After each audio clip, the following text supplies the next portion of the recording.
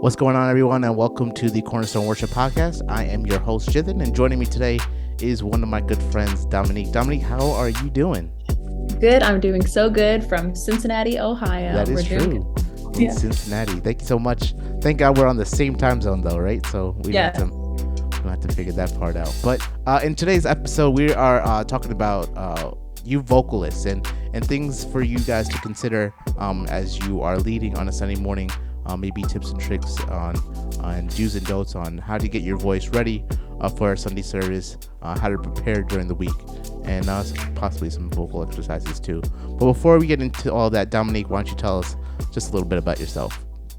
Yeah. So my background is my parents are pastors from Long Island, New York. So all throughout our life, our family just traveled the world using the arts to tell the story of Christ. So I ended up going to Evangel University in Missouri, studied worship leadership, got a bachelor's of music, and my heart's goal has been to use the creative to disciple people. The last 10 years, I've been working at a church in Cincinnati, transitioned out of that, but my focus is honestly discipling worship leaders, band directors, and just creatives for the kingdom of God. That's dope. So glad that you're able to join. So let's jump right into this. Dominique, what differences have you noticed in your voice when singing between the morning and the afternoon? There is a huge difference. Mm-hmm. It's like a vast range. In the morning, I'm just still groggy. By the end of the day, I've talked enough, I've ate a little more, I got a little fluids in my voice, and I feel a little bit more confident to sing, I do have to say. Yeah, I feel like you can see that most people, when they have like practices during the week, like on a Thursday evening or a Wednesday evening, the voices have been warmed up. They've been at work, they've been at school, they've been talking on the phone if they're, depending on their job. And then Sunday mornings, you're just waking up. Sometimes some sound checks are as early as 6 or 7 in the morning, and so I think it's so crucial that. And the reason why we're bringing this up is like, how do we get our voices as ready on a Sunday morning as it is, on a Thursday evening when you've talked all day.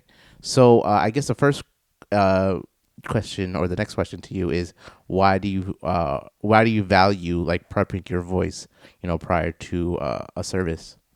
Yeah, it's an instrument. So just as someone is prepping their, piano and setting it up for the Sunday service and making sure their pads are faded, and just as a guitarist comes and set up his amp and like make sure he's plugged into his like DI box or whatever that is, even if it's like a all the way to like a violinist who's tuning their instrument. So the voice is just that. It's an instrument that needs to be warmed up and ready to use for that Sunday service.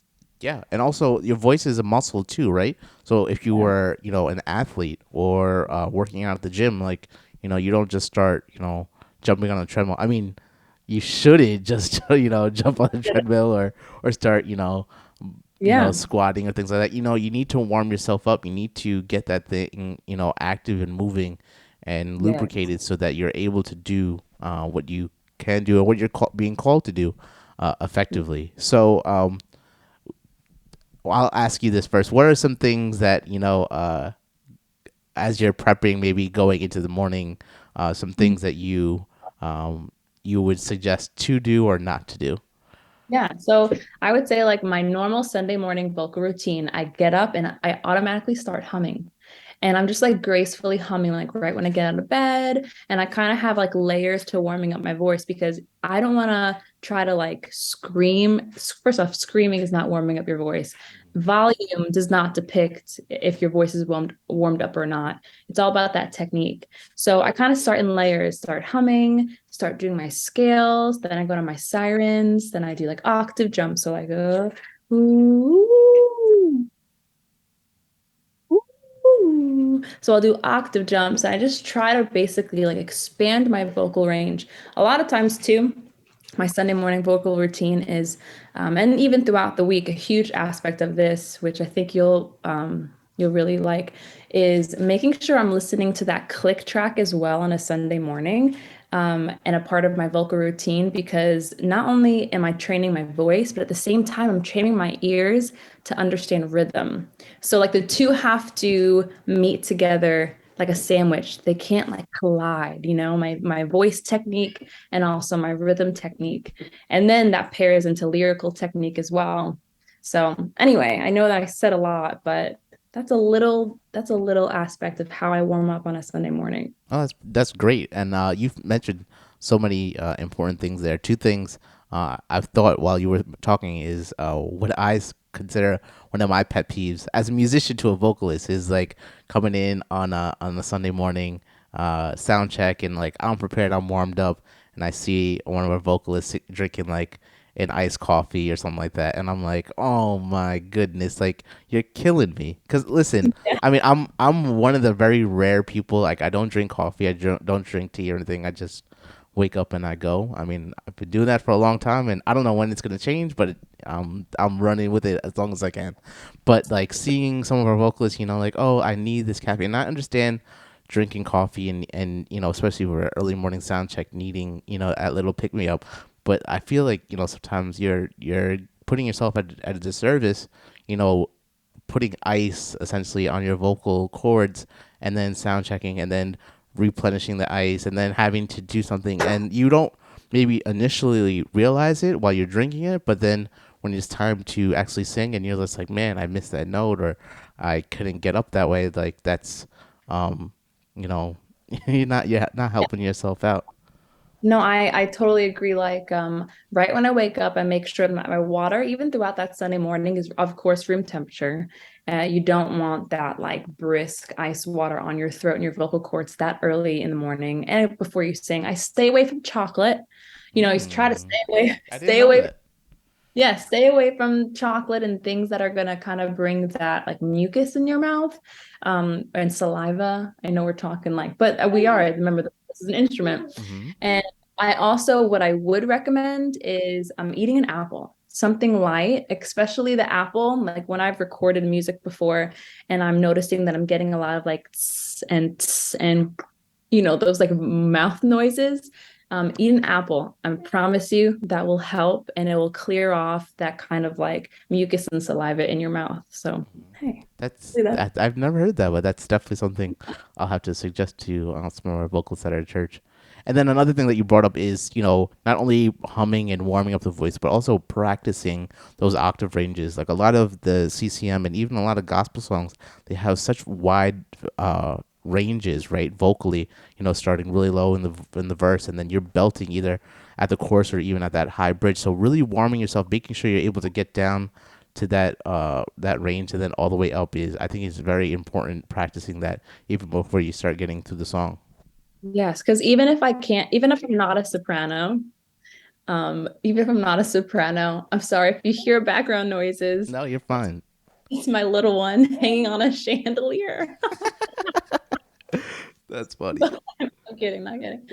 But yeah, even if I'm not a soprano, my recommendation for all the vocalists that I've trained is still go, like, even though you're not a soprano, it doesn't mean that you don't have to practice to try to reach those soprano notes. If you can't belt them, then guess what? Whisper tone them and try, like, just try. And even if I'm not a tenor or an alto, just get your scales and again, warming up your voice is also growing your voice. Hmm. So think about that every time someone stretches their body before they're going to run a race, you're becoming more flexible. Yeah. So I would just continue to, yeah, strive to warm up both ends of your octaves for all aspects of that service. Great. So as we're rounding this out, Dominique, why don't you give us just a couple of these warm ups that you do? I'm not a vocalist. I used to be maybe like 20 years ago, but I'll try to do them with you. But why don't you give us maybe a couple of them that we can start incorporating as we or things, or a couple of them are of your favorites that you can incorporate as we're driving in the car or on the way to church on a Sunday Sure. morning. Yeah, so of course humming the song that you're going to sing that Sunday so that again you get that like rhythm and melody in your mind. So just humming those, those melody lines. My second thing would be scales. So whether I don't have a piano in front of me, but start it with your scales. You have 7 notes. Ooh. So go up the scale and then go back down. And then I love sirens. So imagine like a police car, like ooh. And you take your lower end octave of the siren. So anyway, so sirens, and again, you don't want to force those notes or sirens. Those are kind of just those like I love the sirens exercises because it helps me remind my diaphragm to breathe and my stomach to breathe correctly. And then also another one that I love is those octaves. So like if I'm a pianist, a lot of times with my music director, I'd be like, hey, can you play like a low C for me? And he'd play the C, and then you jump maybe like one octave or two octave up. So your vocalists are going from, the bottom octave to the top, and then you just go half step up, half step up, half step up. If I had a piano, I would show you the Well, we're octaves. gonna have to get that set up next time for sure. Yeah. When we come by Yeah. the house. Yes, yes. So yeah, I'd recommend those. Like I guess I said four. Those four exercises should really help. Okay, great. Yeah, so to wrap it up, guys, your voice is an instrument. So it's not just, something that's attached to your body and that you can just, get up and go with it. But yeah, really take the time. Not only is it an instrument, but it's a muscle. So you're going to need to warm it up to be effective in what you do. And the whole reason why we're even going through this is again, we want to be effective in the calling that God's given us. Because God's called you to be a vocalist, whether you are in the background as a choir or as a background vocal or even as a lead. Like if that's the calling that God has on your life in the season, then prepare yourself in that way too, and get yourself warmed up. Take that extra time in the morning. Yeah, it's already early, but waking up those extra 15 minutes so that you can warm yourself up and prepare yourself as you're walking into service or walking into sound check will really pay dividends. Anything else you want to add, Dom? No, thank you for having me. And yeah, for all your vocalists out there, keep on trying. Don't let insecurity stop you from being the best singer that you can grow to be. Great. All right, guys, thank you so much for joining, and we'll see you next episode. Thank you.